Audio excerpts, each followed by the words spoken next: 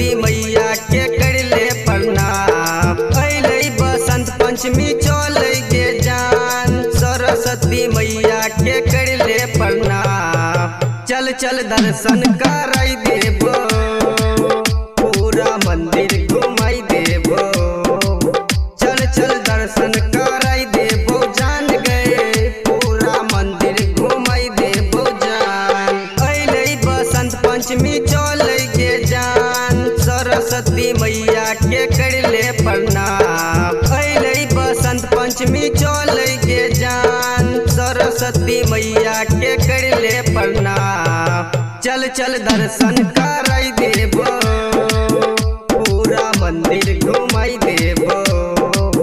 चल चल दर्शन कराई देबो जान गए, पूरा मंदिर घुमाई देबो जान। डीजे सुमित सतीश रैमा, सुमित सतीश रैमा। चल चल दर्शन कराई देबो, पूरा मंदिर घुमाई देबो जान। हे गे मिलल छौ मौका सुनै गे जान, करबो मुलाकात गे, करबो मुलाकात।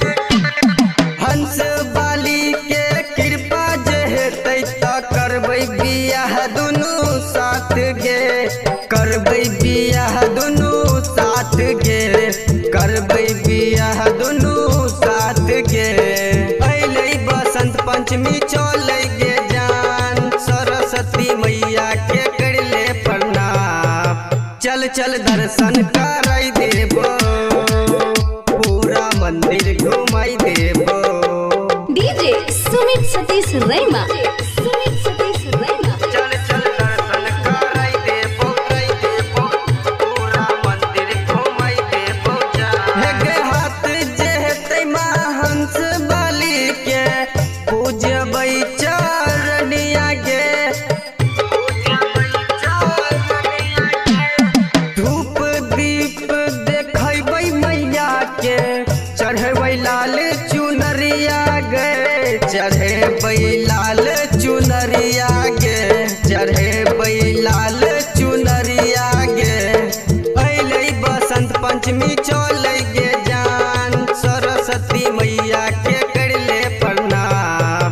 चल चल दर्शन कराई देबो, पूरा मंदिर घुमाई देबो।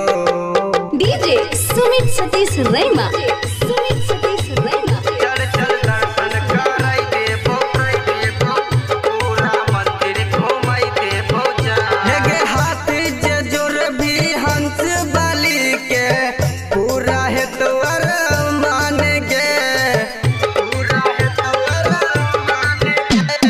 कहो विजय राज करै नै लेट, राइटर हितेश नवीन गे, राइटर हितेश नवीन गे, राइटर हितेश नवीन गे।